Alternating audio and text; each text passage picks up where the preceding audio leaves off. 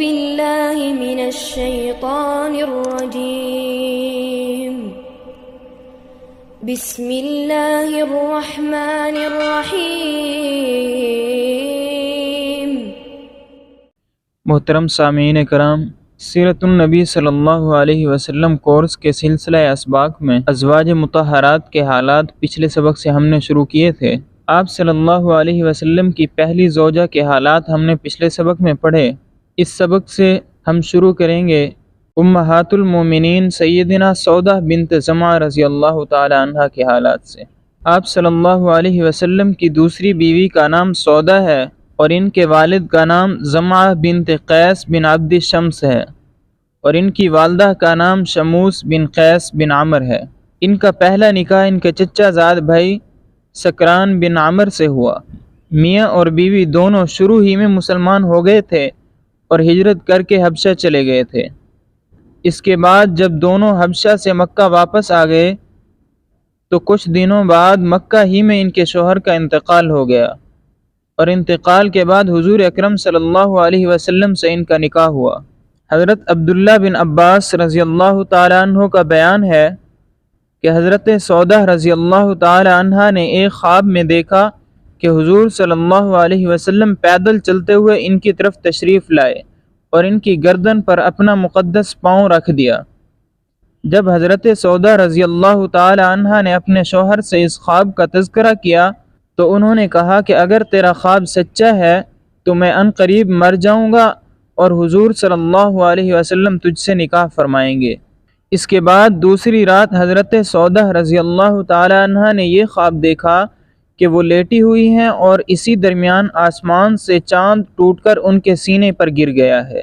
انہوں نے اس خواب کا بھی اپنے شوہر سے ذکر کیا تو ان کے شوہر نے کہا اگر تیرا یہ خواب سچا ہے تو اب میں بہت جلد انتقال کر جاؤں گا اور تم میرے بعد حضور صلی اللہ علیہ وسلم سے نکاح کرو گی۔ چنانچہ ایسا ہی ہوا کہ اسی دن ہی حضرت سکران بن عمر بیمار ہوئے اور چند دنوں بعد ہی وفات پا گئے۔ حضرت سودہ رضی اللہ تعالی عنہ سخاوت و فیاضی میں نمایاں وصف کی حامل تھیں۔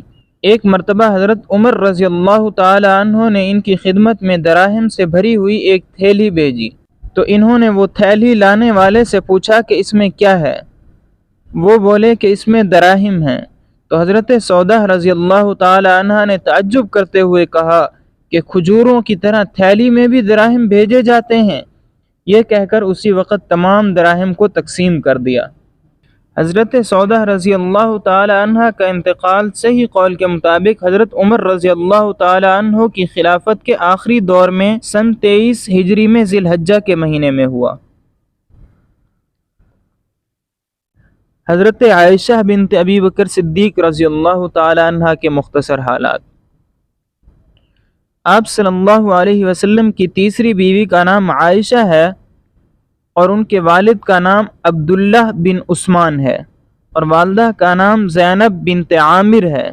یہاں ایک بات ذہن نشین کر لیں کہ سیدنا ابو بکر صدیق رضی اللہ تعالیٰ عنہ کا اصل نام عبداللہ اور ان کی کنیت ابو بکر تھی، اور ان کے والد کا اصل نام عثمان اور ان کی کنیت ابو قحافہ تھی، اور والدہ کا اصل نام زینب اور کنیت ام رومان تھی۔ یہ تینوں شخصیات اپنے نام سے بڑھ کر اپنی کنیت سے پہچانے جاتے ہیں۔ حضرت عائشہ صدیقہ رضی اللہ تعالی عنہ کی پیدائش صحیح قول کے مطابق نبوت کے 5ویں سال شوال کے مہینے میں ہوئی۔ آپ صلی اللہ علیہ وسلم سے ان کا نکاح نبوت کے 10ویں سال ہجرت سے 3 سال پہلے شوال کے مہینے میں ہوا۔ پھر جب آپ صلی اللہ علیہ وسلم ہجرت کر کے مدینہ منورہ پہنچے تو اسی سال ہی ہجرت کے 8 ماہ بعد شوال کے مہینے میں حضرت عائشہ صدیقہ رضی اللہ تعالی عنہ کی رخصتی ہوئی۔ اس وقت ان کی عمر مبارک 9 سال تھی اور آپ صلی اللہ علیہ وسلم کی عمر مبارک 53 سال تھی۔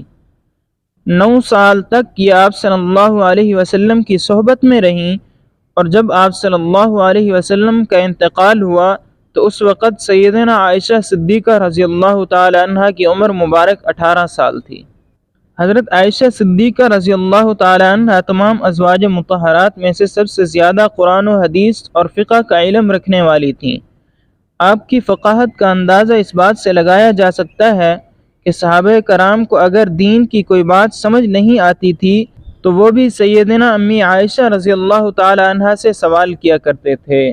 سیدنا عائشہ رضی اللہ تعالی عنہ فرماتی ہیں کہ مجھے تمام ازواج مطہرات پر 10 چیزوں کی وجہ سے فضیلت حاصل ہے۔ نمبر 1، حضور صلی اللہ علیہ وسلم نے میرے سوا کسی دوسری کنواری عورت سے شادی نہیں کی۔ نمبر 2، میرے سوا ازواج مطہرات میں سے کوئی بھی ایسی نہیں جس کے ماں باپ دونوں مہاجر ہوں۔ نمبر 3، اللہ تعالیٰ نے میری پاک دامنی کے سلسلے میں قرآن مجید کی آیات نازل فرمائیں۔ نمبر 4، حضرت جبرائیل امین علیہ السلام نے ایک ریشمی کپڑے میں میری صورت لا کر 3 دنوں تک خواب میں حضور صلی اللہ علیہ وسلم کو دکھایا اور آپ صلی اللہ علیہ وسلم سے کہا کہ آپ اس سے شادی کر لیجئے۔ نمبر 5، میں اور حضور صلی اللہ علیہ وسلم ایک ہی برتن سے پانی لے کر غسل کیا کرتے تھے، میرے علاوہ کسی دوسری بیوی کو یہ شرف حاصل نہیں ہوا۔ نمبر 6، جب حضور صلی اللہ علیہ وسلم تہجد کی نماز پڑھتے تھے تو میں آپ صلی اللہ علیہ وسلم کے سامنے سوئی رہتی تھی۔ امہات المومنین میں سے کوئی بھی حضور صلی اللہ علیہ وسلم کی اس محبت سے سرفراز نہیں ہوئی۔ نمبر 8، میں اور حضور صلی اللہ علیہ وسلم ایک ہی لحاف میں سوئے ہوئے ہوتے تھے کہ حضور صلی اللہ علیہ وسلم پر خدا کی وحی نازل ہوا کرتی تھی۔ یہ اعزاز میرے علاوہ رسول اکرم صلی اللہ علیہ وسلم کی کسی دوسری بیوی کو حاصل نہیں ہوا۔ نمبر 8، آپ صلی اللہ علیہ وسلم کی وفات کے وقت آپ صلی اللہ علیہ وسلم کے سر مبارک کو میں اپنے گود میں لیے ہوئے بیٹھی تھی۔ نمبر 9، حضور اکرم صلی اللہ علیہ وسلم نے جس دن وفات پائی وہ میری باری کا دن تھا۔ نمبر 10، حضور اکرم صلی اللہ علیہ وسلم کی قبر انور خاص میرے گھر میں بنی ہے۔ حضرت عائشہ صدیقہ رضی اللہ تعالی عنہ کا انتقال صحیح قول کے مطابق 67 سال کی عمر میں سن 58 ہجری میں 18 رمضان المبارک بمطابق 13 جون 678 عیسوی بروز منگل کی رات کو ہوا۔ حضرت ابو ہریرہ رضی اللہ تعالی عنہ نے آپ کی نماز جنازہ پڑھائی اور مدینہ کے مشہور قبرستان جنت البقیع کے اندر آپ رضی اللہ تعالی عنہ کو دفن کیا گیا۔ حضرت حفصہ بنت عمر بن خطاب رضی اللہ تعالی عنہ کے حالات۔ آپ صلی اللہ علیہ وسلم کی چوتھی بیوی کا نام حضرت حفصہ ہے اور ان کے والد کا نام عمر بن خطاب اور والدہ کا نام زینب بنت مزعون ہے۔ حضرت حفصہ رضی اللہ تعالی عنہ کی پہلی شادی حضرت خنیس بنت حذافہ سہمی رضی اللہ تعالی عنہ سے ہوئی۔ میاں بیوی دونوں شروع میں ہی مسلمان ہو گئے تھے اور ہجرت کر کے حبشہ چلے گئے تھے، اس کے بعد پھر ہجرت کر کے مدینہ منورہ چلے گئے۔ حضرت خنیس رضی اللہ تعالی عنہ جنگ بدر میں زخمی ہوئے اور انہی زخموں کی تاب نہ لا کر غزوہ احد کے بعد ہجرت کے 3 سال انتقال فرما گئے۔ جب حضرت حفصہ رضی اللہ تعالی عنہ بیوہ ہو گئیں تو ان کے والد حضرت عمر رضی اللہ تعالی عنہ کو ان کے نکاح کی فکر ہوئی۔ اسی درمیان حضرت عثمان غنی رضی اللہ تعالی عنہ کی بیوی حضرت رقیہ رضی اللہ تعالی عنہ انتقال کر گئیں، اس لیے حضرت عمر رضی اللہ تعالی عنہ حضرت عثمان رضی اللہ تعالی عنہ کے پاس تشریف لے گئے اور ان سے حضرت حفصہ رضی اللہ تعالی عنہ سے نکاح کی خواہش ظاہر کی تو انہوں نے کہا میں اس پر غور کروں گا۔ چند دنوں بعد پھر ان سے ملاقات ہوئی تو انہوں نے کہا کہ میں ابھی شادی نہیں کرنا چاہتا۔ اس کے بعد حضرت عمر رضی اللہ تعالی عنہ نے حضرت ابو بکر صدیق رضی اللہ تعالی عنہ سے اس کا ذکر کیا۔ حضرت ابو بکر صدیق رضی اللہ تعالی عنہ خاموش رہے اور کوئی جواب نہیں دیا۔ حضرت عمر رضی اللہ تعالی عنہ کو سیدنا ابو بکر صدیق رضی اللہ تعالی عنہ کے اس جواب نہ دینے پر غصہ آیا۔ پھر چند دنوں کے بعد خود حضور اکرم صلی اللہ علیہ وسلم نے حضرت حفصہ رضی اللہ تعالی عنہ سے نکاح کی خواہش ظاہر کی اور آپ صلی اللہ علیہ وسلم سے ان کا نکاح ہو گیا۔ نکاح کے بعد جب حضرت عمر رضی اللہ تعالی عنہ کی سیدنا ابو بکر صدیق رضی اللہ تعالی عنہ سے ملاقات ہوئی تو ابو بکر صدیق رضی اللہ تعالی عنہ نے حضرت عمر رضی اللہ تعالی عنہ سے کہا کہ جب آپ نے مجھ سے حفصہ رضی اللہ تعالی عنہ کے متعلق بات کی تھی اور میں نے کوئی جواب نہیں دیا تھا تو شاید آپ کو ناگوار گزرا ہوگا۔ تو حضرت عمر رضی اللہ تعالیٰ عنہ نے کہا جی ہاں۔ تو سیدنا ابو بکر صدیق رضی اللہ تعالیٰ عنہ نے فرمایا کہ میں نے اس لیے جواب نہیں دیا تھا کیونکہ رسول اللہ صلی اللہ علیہ وسلم نے حضرت حفصہ رضی اللہ تعالیٰ عنہ سے نکاح کرنے کا تذکرہ میرے سامنے کیا تھا، اور میں آپ صلی اللہ علیہ وسلم کا راز فاش نہیں کرنا چاہتا تھا۔ اگر رسول اللہ صلی اللہ علیہ وسلم کا ان سے نکاح کا ارادہ نہ ہوتا تو میں اس نکاح کے لیے تیار ہو جاتا۔